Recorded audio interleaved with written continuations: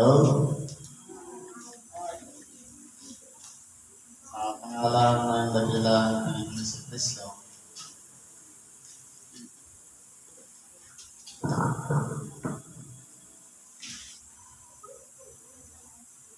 sa magandang gabi po sa bawat isa sa atin.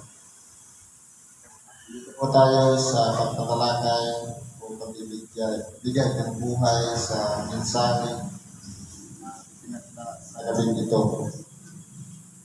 Ayon po dito sa unang aralin, sa Roma, sa Kapitulo 2, versikulo 17 hanggang 24. Ngunit, kung ikaw ay may taglay na pangalang Hudyo at nasasalig sa kautusan at nagmamapuri sa Diyos at nakaalam ng kanyang kalooban at sumasang-ayon sa mga bagay na magaling, palibhasa ay tinuruan ka ng kautusan at nagkakatiwala ka na ikaw ay taga-akay ng mga bulat, ilaw ng mga nasa kadiliman, tagasaway sa mga di nakaalam, guro ng mga bata, na sa kautusan ay mayroon ng anyo ng pagkakilala at ng katotohanan.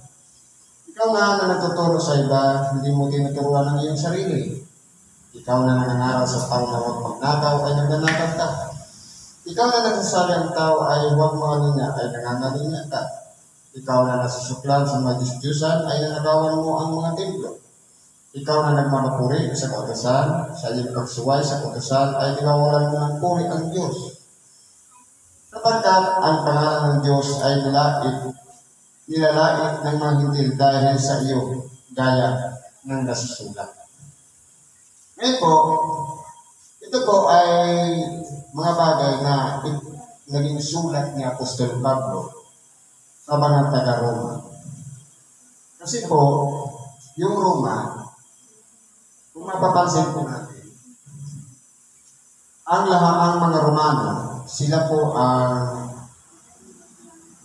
nag-usig sa ating dakilang Panginoong Jesucristo. Pero, bagamat po yung mga Romano ang nag-usig sa ating dakilang Panginoon. Pero, dahil kay Apostol Pablo, ginamit siya upang padalhan ito ng mga sulat.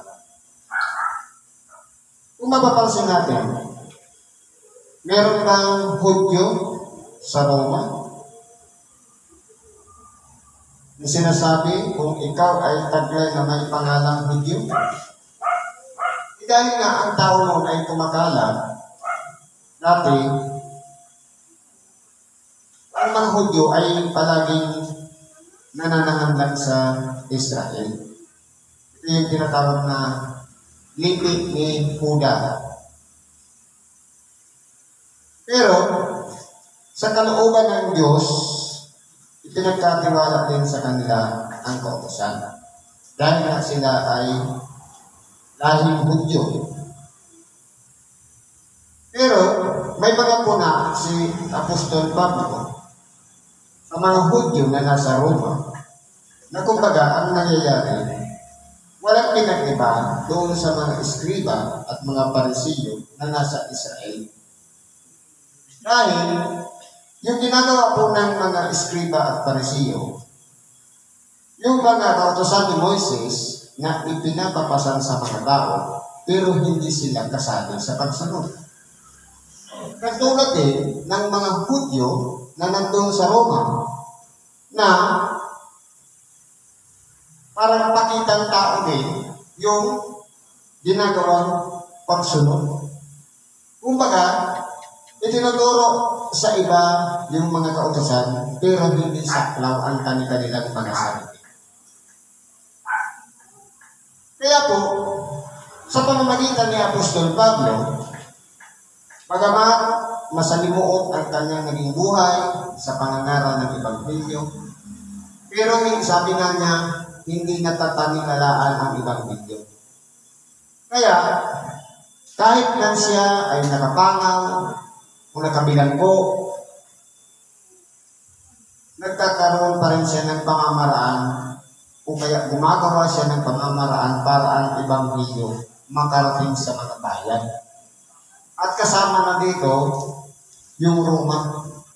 Dahil sa pag-ikot daw ni Apostol Pablo, ang mga Hudyo na nandun sa Roma, na magagaling silang magturo, magagaling silang magpatupad, pero po, yung kanilang sarili, hindi nila nakikita. Hindi nila napapansin. Sampol dito, ikaw na nagtuturo sa iba, hindi mo tinuturoan ang iyong sarili. Na kumbaga, magaling po ang mga Hudyo doon sa Roma magdisiplina sa iba, pero yung sarili nila, hindi nila kayang disiplinahin. Marunong silang magturo ng ganito, yung mga pamamaraan ng pagsunod sa kalooban ng Diyos, pero hindi rin sila sakop sa pagsunod. Halos wala pong pinag-iba sa mga Parisiyo. Kaya po, sa pamamagitan ni Apostol Pablo, naging puna niya po yun sa mga Hudyo na nandun sa Roma. Na kumbaga, dapat sana lumago na yung kalooban ng Diyos, na yung salita ng Diyos lumabas na dun sa Israel, napunta na sa Roma. Dapat yung mga Hudyo na napunta sa Roma, dapat ang itinuturo nila, sang-ayon na rin sa natutunan nila nung sila yung mga Hudyo na nandun pa sa Israel. Pero ang nangyari po, sa halip na sila yung maging huwaran, maging batayan ng pagsunod, ang nangyari po, naging silang masuwayin. Ang nangyayari, seryoso sila sa pagpapatupad, pero yung kanilang mga sarili, hindi sila sakop sa pagsunod. Kaya ang nangyayari po, nagiging paing-mataw lang yung ginagawa nilang pagsunod sa kalooban ng Diyos. Kaya kung titignan po natin dito mga kapatid, yung lahi na ni Huda, o tinatawag na mga Hudyo, magagaling po sila sa pagsunod. Kung sila yung nandun pa sa Israel. Ang tanong, bakit nung lumabas sila sa Israel? Kasi po, binuksan na ng Diyos ang pangaral ng salita ng Diyos na dati noon, exclusive lang sa mga Israelita.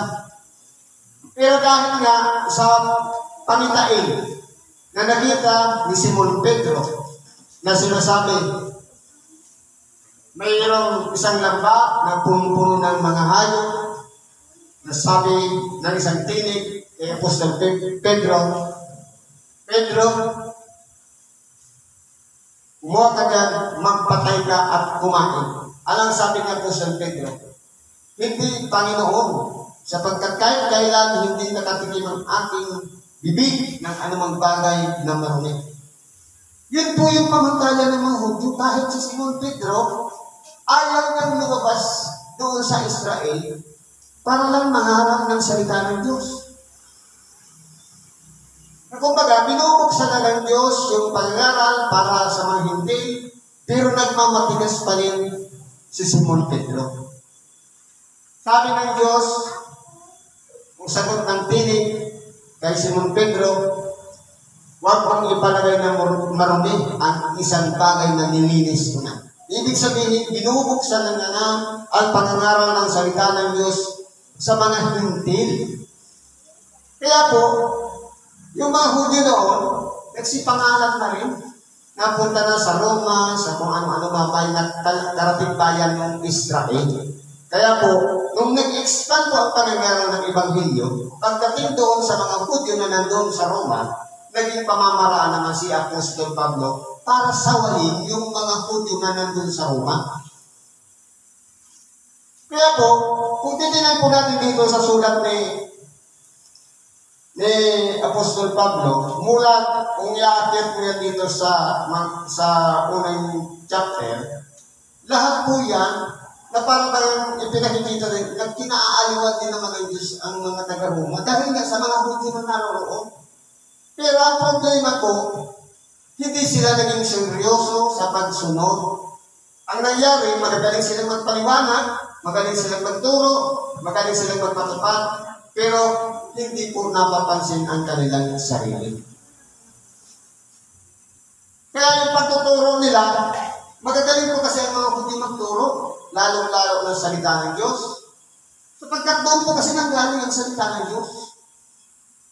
Pero ang problema po, napansin nila yung mga kahinaan ng ibang tao na natuturuan nila na maging malakas, maging mabuti at patuwid sa harapan ng Diyos. Pero yung sarili, hindi na nila napansin. Kaya tumitingnan po natin dito, mga kapatid, marami ang ipinuna ni Apostol Pablo. Sabi dito, nangangaral ka na huwag, ikaw na nangangaral sa tao na huwag magnakaw ay nagnanakaw ka. Kumbaga, bumabalik po. Kasi po, sa kaisip nila ng mga bagay na para sa tao, ang akala nila exempted na sila sa pagsunod. Kaya ang nangyayari, sa pamamagitan ni Apostol Pablo, na naging apostol ng mga Hintil, siya po ang ginamit ng Diyos para sawayin yung mga Hudyo sa labas ng Israel upang maituwid muli at maisaayos ang kanilang mga pamumuhay. Na kahit na si Simon Pedro, na isang Hudyo, nung makisalamuha siya sa mga Hintil, siya po ay itinuwid ni Apostol Pablo. Kaya nangyari, nakikibagay siya dun sa mga Hintil, pero yung kalagayan niya na dapat sana sa kanilang magagaling ang pagpapasunod, ang nangyari, para parang nakikiayon sila sa mga Hintil na sa halip na sila'y maging kuwaran upang ang mga Hintil ay magsusunod sa kalooban ng Diyos sa pamamagitan ng mga alagad o unang alagad ng ating dakilang Panginoon. Si Apostol Pablo ay isa pong magaling magpaliwanag. Yung mga malalalim na bagay ayon sa kautusan, kaya niya po yan ipaliwanag. Dahil siya po ay isa ring guro ng mga kautusan. Siya po ay isa ring lingkod sa pagpapatupad upang sa ganon ang salita ng Diyos ay lumago. Kaya nga po napakarami siyang naisulat. Pero hindi po yun naging sagapan yung kanyang pagkakabilang po. Kundi buong sikap niyang ginawa. May paunnoon nga, may pamamaraan na sa pamamagitan ng sulat upang ang Ebanghelyo ay makarating sa ibang bayan. Lalo na siguro ngayon. Dahil pagkakabong teknolohiyan na tayo. Meron ng internet. Meron ng telebisyon. Meron ng YouTube. Meron pang Facebook. Mas advance na ganyan, mas madali lang ipahatid ang salita ng Diyos. Pero po, sa pagpunga ni Apostol Pablo sa mga Hudyo, sabi nito, ikaw na nagpapapuri sa kautusan, sa iyong pagsuway sa kautusan, ay iwawalan mo ng puri ang Diyos. Kumbaga, yung kanilang ginagawa na pagmamapuri sa kautusan, kumbaga ipinagmamalaki nila yung kautusan kanilang sinusunod. Parang ang nangyayari, ang sarili na lang yung katanyagan. Sa halip na papurihan ng Diyos, sarili na lang. Kaya ang nangyayari po, papunta na sa kamalian. Kaya nga po siya po sa Pablo, naging daan para ituwid muli yun. Dahil, kahit sabihin natin yung Roma, o yung mga Romano ang nanguna upang ang ating dakilang Panginoon ay pahirapan, hatulan. Pero, dahil nga nung binuksan ang panangaral ng salita ng Diyos sa labas ng Israel, naging mahalaga na po yung mga Hintil sa paningin ng Diyos. Ito po kasi yung pamamaraan kung nag-expand na yung Ebanghelyo. Kasi dati, kung titingnan po natin, mula sa kasaysayan hanggang sa pagsilang sa ating dakilang Panginoon, nakatuon lang ang Ebanghelyo kahit yung mga propeta doon lang sa bayan ng Israel. Isinisilang, doon lang siya lumalabas. Yung tagalabas, walang pakialam doon ang tagapangaral ng salita ng Diyos ng mga propeta. Pero, pagdating ng ating dakilang Panginoon, doon din siya nag-ikot-ikot sa buong Israel. Pero nung binuksan na ng Diyos ang pangangaral sa labas ng Israel, ito na po yung pagkakataon hanggang sa makarating na dito sa ating lugar ang pangangaral ng salita ng Diyos. Kaya po, ang pinakaasahan dito, na dapat sana yung mga Hudyo, kung papaano sila nabubuhay sa pagsunod doon sa loob ng Israel hanggang sa sila'y lumabas, dapat yun pa rin ang kanilang ginagawa. Pero po, dahil nga sa influensya ng mga Romano, nahawa po sila. Kaya sa halip na sila yung nagiging huwaran sa pagsunod, ang nangyari po, yung gawa ng mga Romano, nagagaya na rin nila. Kaya, yung influensya po noon sa pangyayari ng Ebanghelyo, kahit si Simon Pedro, nahawa yun. Kaya po kung titignan po natin dito, ang Ebanghelyo po, pagdating po sa pagsunod, unang po talaga dapat sa sunod yan, yung tagapangaral. Yung pinagkatiwalaan ng salita ng Diyos. Upang sa gano'n, makaiwas sa tinatawag na puna. Kagaya nito, si Apostol Pablo naging daan upang punain yun. Ibig sabihin, ipagpapasalamat ng mga Hudyo dahil naging daan si Apostol Pablo upang sa gano'n, yung mga Hudyo na nagkamali na hindi na nakasunod sa kalooban ng Diyos ay muling maibalik upang sa gano'n manariwa na muli ang pagiging isang Hudyo na sila'y naging tapat sa pagsunod sa kalooban ng Diyos. Na dapat yung dugong nananalaytay sa mga Hudyo, yun ang umiiral na matatakutin sila sa Diyos. Na kumbaga, yung pagsunod nila, hindi yung pakunwari, hindi yung pakitang tao, kundi seryoso po sa pagsunod sa kalooban. Hindi dahil sa influensya ng Roma, naawa po sila. Kaya nangyari, naging daan si Apostol Pablo para muling ituwid yung mga ginagawa ng mga Hudyo na nandun sa Roma. Yun po yung nangyari. Kaya po, si Tito, pagamat ito ay maiksi, pero kinumplito po ni Apostol Pablo na dapat kung papaano ang dating pamumuhay, dapat ipagpatuloy yung pamumuhay na yun na kung paano nag-umpisa sa kanyang pagsunod sa kalooban ng Diyos, kahit saan man pumaroon, ano man ang mangyari, dapat hindi po yun nagbabago. Yun po yung pinakapuntos ni Apostol Pablo sa kanyang Ebanghelyo dito po sa Roma. Na dapat yung pagiging consistent natin. Halimbawa, andun tayo sa noon, nag-umpisa tayo dun sa Paklaran. Napunta ng Naga. Dapat hindi po yung nagbabago yung aral. Napunta dito sa Buwak. At nagkaroon pa ng mga anak tunduyan. Dapat po yung prinsipyo o yung principle ng pagtuturo ng Ebanghelyo, dapat hindi po yung nagbabago. Yun po yung parang isang halimbawa ng nangyari dito sa Roma. Kaya nga po, kung titignan po natin, pagamat sila ang humatol sa ating dakilang Panginoon, pero mahal sila ng Diyos. Kaya nga, kung titignan po natin, hindi po kasi tumitingin ng Diyos sa lugar o buo kung ano man ang ginagawa ng tao. Kundi, ang Diyos ay tumitingin dahil mahal niya ang lahat ng tao. Gusto niya lahat ay magbago. Gusto niya lahat ay sumunod sa kalooban ng Diyos. At matuto upang sa ganon mangyari yung kalooban ng Diyos. Pagkamat may mga influensya ng Roma, yung mga Hudyo, pero kinakailangan pa rin manatili yung dating pagkatawag sa mga Hudyo na sila'y matutuwid at tapat sa pagsunod sa kalooban ng Diyos. Kaya ibinabalik na muli sa sitas na ito.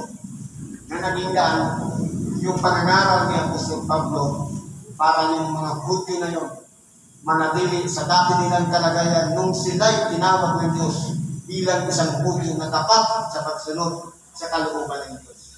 Kaya yun naman ang naging daan na ipinangaral ang Ebanghelyo sa pamamagitan ng bibig ni Apostol Pablo. Tayo man, yung dapat maging consistent din sa aral na ating natutunan, nasundan, huwag na natin gayahin yung mga ginawa ng Hudyo doon sa Roma. Na kumbaga, yung dating pamantayan ng pagsunod sa kalooban ng Diyos, dapat hindi po yung nagbabago. Kasi ang Diyos po, hindi rin siya nagbabago. Kahit anino man ng pagbabago, ang Diyos po ay tapat sa lahat. Dapat din naman tayo maging tapat sa Diyos na may likha sa atin. Kaya po, ang araw na ito ay pwede rin natin i-connect sa ating pang-araw-araw na pamumuhay. Na kung paano ang lagi nating pagsunod sa kalooban ng Diyos, na naging tapat tayo, naging magiliw tayo sa ating kapwa. Kumbaga, masayahin tayo. Dapat po, kung paano ang dati nating kalagayan nung tayo tinawag, dapat yun pa rin yung pamamaraan na dapat natin sinusundan hanggang sa araw na ito, hanggang sa pagbabalik ng ating dakilang Panginoong Jesucristo. Siguro, hanggang na lang muna ang pakikibahagi natin. Salamat po sa Diyos at isang kapagpalang gabi sa bawat isa sa atin. Salamat po.